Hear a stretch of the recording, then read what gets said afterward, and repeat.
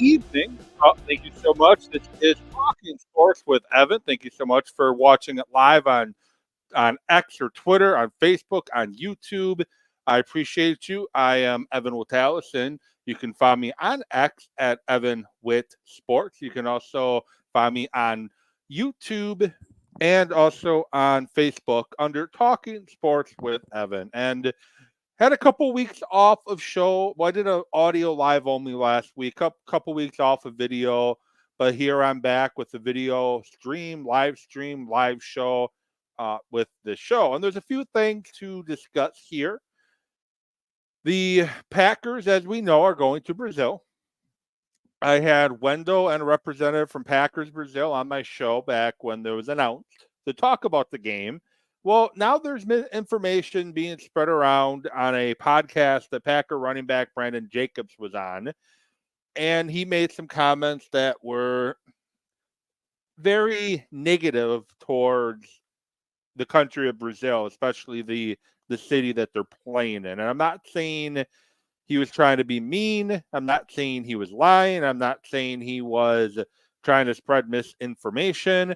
What I'm saying is I believe Josh Jacobs was misinformed on what Brazil is like. So I'm going to talk a little bit about that and talk about the actual what you should feel if you're a Packer fan thinking about going to Brazil or not. Milwaukee Brewers just got swept by the Philadelphia Phillies. Phillies are one of the top teams in Major League Baseball, and they showed why they are one of the top teams in baseball with the way they played against the Brewers. And the Brewers held their own. They only allowed 7 runs over 3 games, but unfortunately they could only score 4 runs, or the 3. Anyway, they could only score 3 runs in the course of 3 games, and you're not going to win very many games doing that. And I'm going to talk a little bit about the Brewers moving forward and areas of concern, again, that I have with this team. But, again, it's just one series against the Phillies, who played almost perfect baseball through 3 games, and the Brewers, unfortunately, made a couple mistakes. And the Phillies made some great throws home, and it was just the way the series went. Some Packer chatter. The CJ Stroud, I'm going to give my thoughts on what CJ Stroud had to say in regards to Aaron Rodgers and Matthew Stafford and whose career would you rather have, things like that. I'm going to give my thoughts there. And some other Packers thoughts as well. And the Lakers are making coaching moves. And I know I don't talk general NBA very often, but I think it is worth talking about, mainly too because of what some people are saying about the possible move. So I'm going to start off with the Packers going to Brazil. And where this kind of came from is Josh Jacobs was on a podcast with one of the Longs. It was the one that used to play for the Eagles. I get him and his brother confused, but it was the one that played for the Eagles. And he was saying that the NFL is instructing teams that it's unsafe, don't wear green because there's a gang issue in that town, and stay in your hotel. You're not going to be allowed to leave. You're going to have armored vehicles. It was Chris Long, anyway. But you're going to have armored vehicles taking you to and from, and you can't do anything while you're there. I had Wendell and I had a representative from Packers Brazil on my show when it was announced, and we talked about the city. We talked about the city that we are going to have this game in. And Sao Paulo is the largest, if not one of the largest cities in Brazil. And a couple things I want to share here. And this is I'm taking from Egos Brazil, who are partners with Packers Brazil. And one thing I learned talking to Packers Brazil and Wendell is that Brazil is very passionate about sports, and there are a lot of Packer fans and Eagle fans in the country of Brazil. Now, misinformation is being thrown all over the place. And again, I'm not saying that Jacobs is doing it intentionally. he's probably going off the information that he's being told, which unfortunately is misinformation. But the whole not being allowed to wear green thing is not gang related at all. It's a soccer rivalry. There are two teams in Brazil that have a fierce rivalry, and one of the representatives for one of the teams suggested that maybe you should avoid wearing green. It's not a ban. If the Eagles or the Packers want to wear green, they can't. It's just, out of respect, maybe you shouldn't. And the thing is, the Packers were likely not going to wear green anyways, being that they are the road team. And the Eagles have their black uniforms they could wear. They have alternatives they can do too if they truly didn't want to wear green. But the whole nonsense of it's a gang issue, so don't wear green is completely nonsense. It's not a thing. It's not a problem. Other thing is they're talking about like there's a lot of gang violence in this city and gangs are out of control and out of safety and all that. That's not true either. And here is a quote from Eagles Brazil X page or Twitter page. It is a vast metropolis, one of the largest cities in the world. Like many other big cities, it faces social inequality and crime. Any foreigner should be mindful of this, just as someone from a small town in the U.S. would need to be cautious when visiting cities like New York or L.A. This doesn't mean you'll be targeted for wearing green. However, like any big city, there's a risk of being mugged if you're not careful with your belongings or surroundings. For millionaire football players, there are certainly additional precautions to consider. It's sensible to advise players to be cautious and use only authorized transportation. However, telling players not to wear green is unnecessary, and the graying references reinforces stereotypes that escalate prejudice. So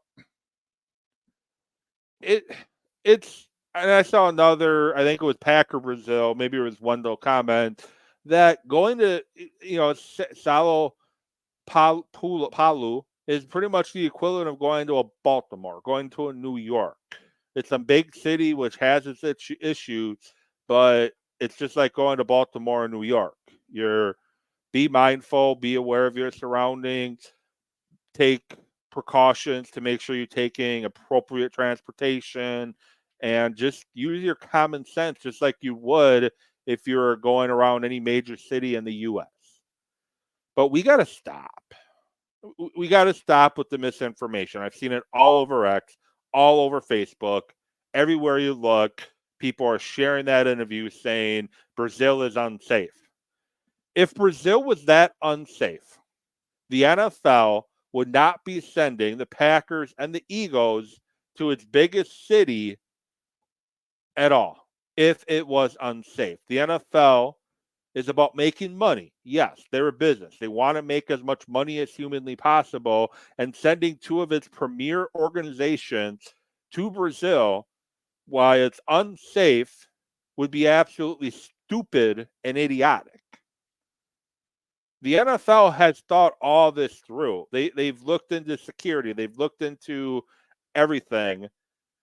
And they wouldn't be sending the Packers and the Eagles if they didn't deem it safe for the teams and safe for the fans to go down to Brazil to watch the game. Again, you just got to take your precautions just like you would if you're going to Baltimore to watch the Ravens play, Miami to watch the Dolphins play, or LA to watch the Chargers or the Rams play. But the issue you run into when you are just running with these comments nonstop, you're continuing to spread misinformation, and ultimately what you're going to do is you're going to hurt the people of Brazil. You're going to make people scared or uncomfortable to go down there, and you're going to make this huge event that the people of Brazil are fired up and extremely happy to have.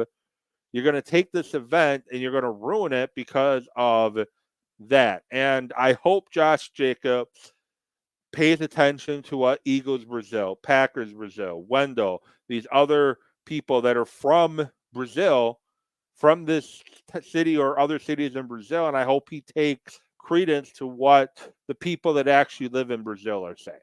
And that's who you should be listening to as well, the people that live in Brazil. And again, the NFL, if it was that unsafe that you needed to have the freaking military escorting the teams to and from the stadium, the NFL wouldn't go down there.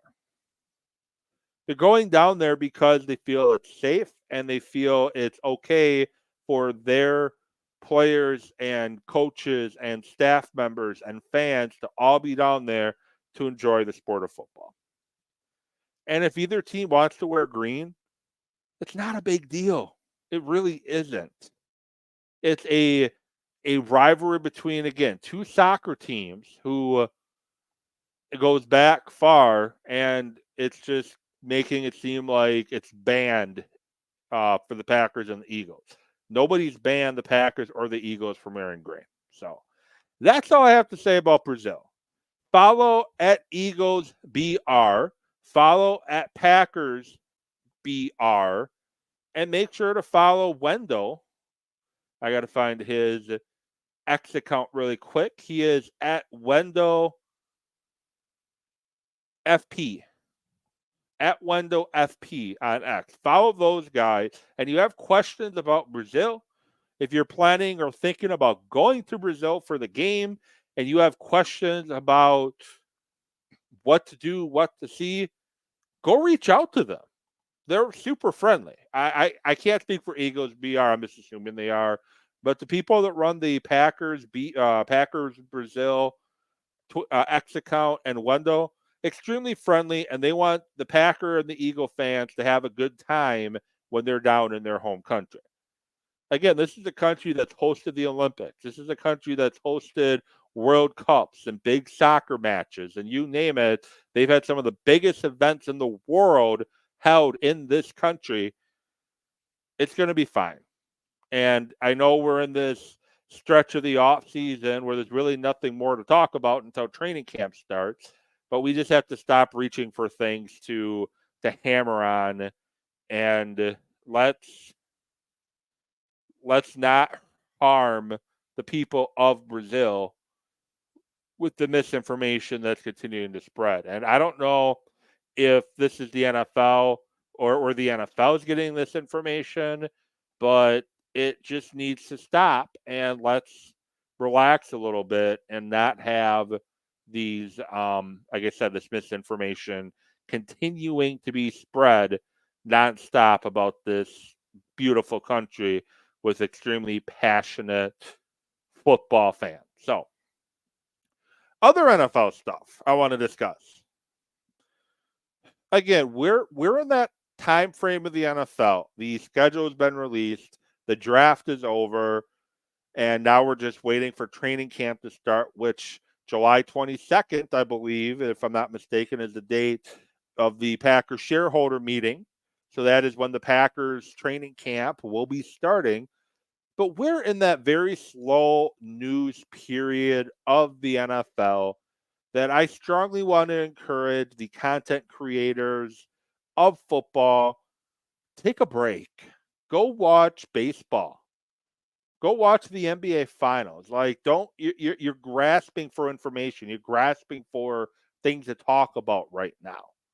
The whole CJ Stroud on a podcast stating he would rather have Eli Manning's career than Aaron Rodgers' career, which has Packer fans, which I thought we hated Aaron Rodgers, has Packer fans all up in their chest, all up in their feelings, complaining and crying and anything else you want to think about it. Again, we're not listening to what CJ Stroud had to say. When CJ Stroud's career is over and his career looks more similar to Eli Manning's than Aaron Rodgers, he's going to be happy. That means he has 2 Super Bowl rings. He played an extremely long career, won 2 Super Bowls, and I understand what CJ Stroud is saying. I understand what he's saying. He's not saying in any stretch of the imagination that Eli Manning was a better football player than Aaron Rodgers is. He's not saying that at all. Aaron Rodgers, pure talent-wise, is one of the best quarterbacks to ever play the game of football. But hey, Aaron Rodgers has one ring. He's had numerous chances to get back to the Super Bowl, but for whatever reason, either the defense plays crappy, special teams play crappy, or guess what? Aaron Rodgers has a bad game.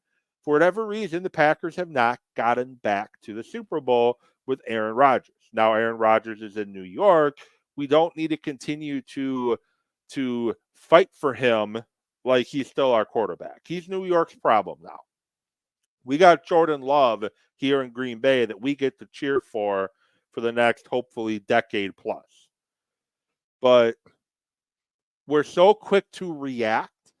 We're so quick to react to what CJ Stroud said that we didn't stop and think for a minute what he was actually saying. He's saying he wants to win more Super Bowl rings. Aaron Rodgers wants more Super Bowl rings too. But that's what CJ Stroud is saying. Me personally, I'm fine with one Super Bowl ring if I had Aaron Rodgers' career. Multiple-time MVP, have dated models and actresses and singers and gorgeous women, has made a ton of money during his career, and he is before the divorce from Green Bay, he was one of the most beloved Packer players in the history of the franchise. Up until the ugly divorce, people were putting him up there with the Bart Starr in regards to just pure Packer. I would be fine with that career.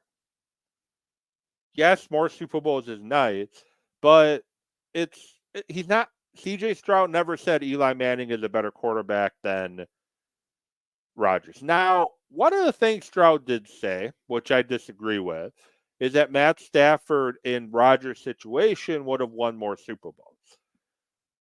Matt Stafford is not the same quarterback that Aaron Rodgers is or was. Again, Aaron Rodgers, if you want to just look at his pure greatness, look at what Pat Mahomes is doing right now as a thrower of the football. Those are things that Aaron Rodgers were doing before Pat Mahomes was even in the NFL. Those amazing throws, those throws into tight windows, tight coverage, putting the ball, like his pass to set up a game-winning field goal against Dallas in the playoffs, for example. There's not very many quarterbacks in the NFL, if at all, excuse me, that could make that throw. So I disagree with Stroud when he mentions about Matt Stafford. But I don't really disagree with him wholeheartedly about Eli Manning having the better quote-unquote career, or him having the career that CJ Stroud would rather have. I don't feel as strongly about that one. But Aaron Rodgers, Matthew Stafford, side by side, I would take Aaron Rodgers any day of the week. But like I said, Aaron Rodgers is in New York. He is a New York Jet. We don't have to come running to defend Aaron Rodgers anytime somebody says something mean about him. He's not a Packer anymore. I'm grateful for everything Aaron Rodgers did as a Packer, but Aaron Rodgers is no longer a Green Bay Packer. It's okay to not have to come to his defense on everything. I thought we were mad at him, but now we're running to his defense about every little thing. So that's my opinion there. The other issue in the NFL, and not really issue, the other thing I want to mention with the NFL is, and I know Bear fans are going to hate this. Can we pump the brakes a little bit on Caleb Williams? He has not played a down of football in the NFL, and I see pundits, I see Bear fans, I see respected media members of the NFL already crowning him. The Bears are most likely to go from last to first. The Bears can be Super Bowl contenders. Caleb Williams is already the best quarterback in that entire division. That's what I'm seeing. And I get Jordan Love has 1 year of starting experience in the NFL. Well, that 1 year starting experience in the NFL by Jordan Love was pretty damn good. And as much as I'm not a big Jared Goff fan, Jared Goff has had the two very good seasons in a row. And I know Minnesota is trash at the quarterback position right now. But no, let's not crown Caleb Williams as the best quarterback in the NFC North or crown the Bears as Super Bowl champions already. He hasn't played a down in the NFL. The other thing is he had a rough first OTA where he threw some interceptions and wasn't very accurate. And I saw some Bear fans and other fans of other teams complaining and crying and saying, here we go again at the quarterback position. This is not going to be very good. Can we pump the brakes on that too? It's OTA. Caleb Williams is still learning how to be an NFL quarterback. There will be ups, there will be downs. Just like with Jordan Love last year. There was ups, there was downs. Jordan Love this year will have some ups and he'll have some downs. It's the how you bounce back when you have a down is what's going to define who you are. And Caleb Williams, playing quarterback, and I've never played quarterback in the NFL, so I don't know this personally. But from what I like to think, I know a few people that would strongly deny this comment, but I like to think I'm a pretty smart guy. I like to think I'm pretty knowledgeable. Again, I know a couple people in particular will be adamantly disagree with that comment, but I like to think I am. Playing quarterback in the NFL is hard. It's a tough position. There's a lot to digest, a lot to figure out. You have to be the leader of the team. You have to know the offensive line checks. You have to know the hot routes with all the receivers. You have to basically know everything. You have to know every inch of the playbook from front to back, page by page, formation by formation. You have to know it all. It's a physically and mentally draining position. Caleb Williams is going to have some moments where he looks like he is the next great quarterback in the NFL. Caleb Williams is also going to have some games where he looks like he doesn't belong in the NFL. And he's going to have games in between. But we have to stop getting in the habit of getting extremely high on the highs and extremely low on the lows and just let it all work itself out. I pretty much said the same thing about Jordan Love last year, and I'm going to say the same thing about every rookie quarterback in the NFL, every young quarterback in the NFL. It takes time to learn how to play quarterback in the league. Jordan Love benefited from having to sit for a couple years before he became the starter. Caleb Williams will be starting immediately in Chicago. Now, there's some quarterbacks you just know are never going to get it. And to me, I think that's unfortunately for Vikings. That's what J.J. McCarthy is going to be. But let's stop with the freaking out or blowing up over a quarterback's performance in OTAs or what has happened, what he's going to be before you even seen him in an NFL uniform. So I don't know what Caleb Williams is going to be. He has some habits that I don't like. He tends to hang on to the ball too long because he wants to push the ball down the field and get the big play. He doesn't protect the football very well at times. He's prone to interceptions. He's prone to fumbles. Those are all things as an NFL player he needs to learn how he needs to fix and learn how to be a better quarterback. Take what the defense gives you, because after you take what the defense gives you enough, it's going to open up the deep pass down the field. So that's enough for NFL talk. Baseball talk. The Milwaukee Brewers, currently first place in the division, and I have to tip my hat to the Brewers. Yes, I know they just got shown who the class of the NL is by being swept by the Phillies, and offense looked completely. And the Brewers' offense is one of the top offenses in Major League Baseball. But against the Phillies, the offense looked lost, confused, and they couldn't do a thing. But I'm impressed with the Brewers.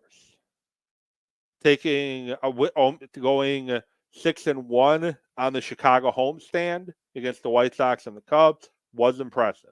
Winning in baseball is hard.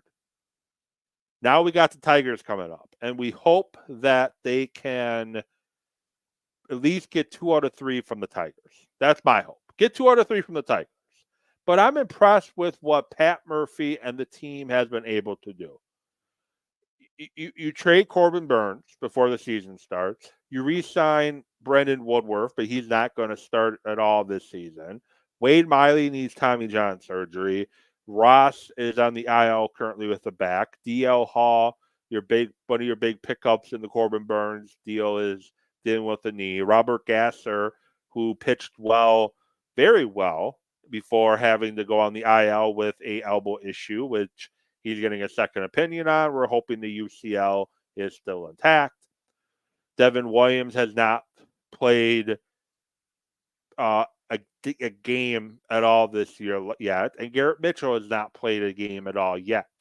So a lot of the guys the Brewers were depending on have been injured, and they're still finding ways with a banged-up pitching staff.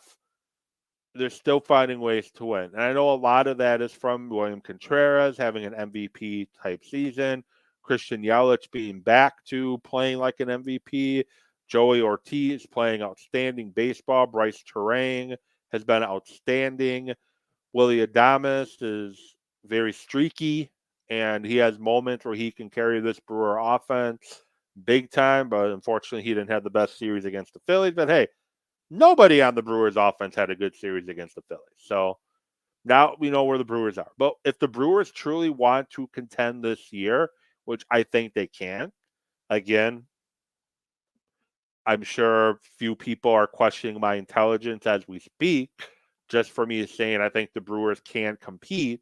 But they got to make some trades. They got to get some starting pitching. And the one pitcher who I have seen them mentioned with quite a bit is Garrett Crockett from the White Sox. He's a pitcher that could be available, and the Brewers should potentially kick the tire to see if they can get. Now, there are some, and I know if you want to make a splash at the trade deadline, you have to give up something big. You have to give up talent to get talent. But there are a few guys, if I'm the Brewers, that are untouchable. Tyler Black, Brock Wilken, Mizorowski. Those are guys, to me, that are untouchable, period. I'm not giving any of those three up at all. Tyler Black can be your future first baseman. Brock Wilken is likely your future third baseman. Joey Ortiz will likely be your future shortstop. And Mizorowski is your future ace. I'm not giving up any of those three.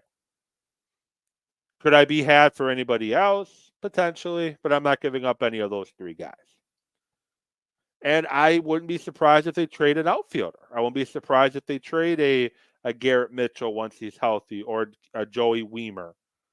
Because now you're going to have a logjam in the outfield with Garrett Mitchell coming back. And can we relax a little bit about Garrett Mitchell? And I like Garrett Mitchell. I like when the Brewers drafted him. I like what he can offer, but we have not seen what a fully healthy Garrett Mitchell can do in about 2 seasons. He was hurt most of last year. He's been hurt all of this year. We haven't seen what a healthy Garrett Mitchell is capable of in about 2 seasons now, about season and a half. We don't know what he is. He was playing pretty well this spring. He showed flashes, just like Sal Frelick has, and I know a lot of people have turned on Sal Frelick this year. But we don't know what he is. And the other thing is, can we be patient with Jackson Chourio? It's going to take some time for him to truly be a big league player. And guess what? He's not going to Nashville unless he gets hurt and has to go on a rehab assignment. Jackson Chourio is not going to Nashville for any reason at all. They're going to allow him to work through his struggles at the major league level. He is a generational prospect that just needs to learn how to play the big league game. But what are your thoughts on the Brewers? You can tweet me on Twitter at Evan Witt Sports. You can send me a message on Facebook, Talking Sports with Evan. Comment on YouTube, Talking Sports with Evan. Let me know what you think. Would love to hear it. And finally, the Lakers. We've heard for the last several weeks that it seems like the Lakers were going to try to hire J.J. Redick to be the Lakers head coach. But all of a sudden today, the Lakers are in talks with UConn head basketball coach Don Hurley to replace Darvin Ham. So I had to think about who was coaching the Lakers last, because they've gone through so many coaches that I forget who's even coaching them anymore. I think the Lakers would dodge a major bullet if they don't hire J.J. Redick. I think they need to hire an actual basketball coach, not somebody that's never coached a game of basketball before in his life. The Lakers are a mess, and going to the Lakers as a first-time coach, not a first-time head coach, not a first-time assistant, but a first-time coach would be extremely difficult. Now, Hewley has a much better resume than J.J. Redick. He's a two-time national champion head basketball coach. Now, it doesn't mean what he does is going to transfer to the NBA, but he's a two-time champion in college. And like I said, he's got a better resume as a coach than J.J. Redick. But of course, J.J. Redick's coaching resume is the same as mine. I know J.J. Redick played in the NBA, but coaching is different. I think it would be a better choice going with Hurley, the UConn coach, but we don't know if he's going to. The only really two college coaches that have come over and were successful is Brad Stevens, who's now in the front office of Boston, and Billy Donovan. I would say we're probably the only two really successful college to pro coaches that we've seen. So with that, I will be back with you next week. Going to look to have Matt Carroll potentially on my show. I was supposed to have him this week, but was not able to get him on Tuesday. My voice was not cooperating. Allergies and other things are kind of impacting my voice. But with that said, appreciate you all for watching. Podcasts will be available everywhere podcasts are found. And I hope you have a great rest of your night and have a great weekend. And I will be back with you tomorrow.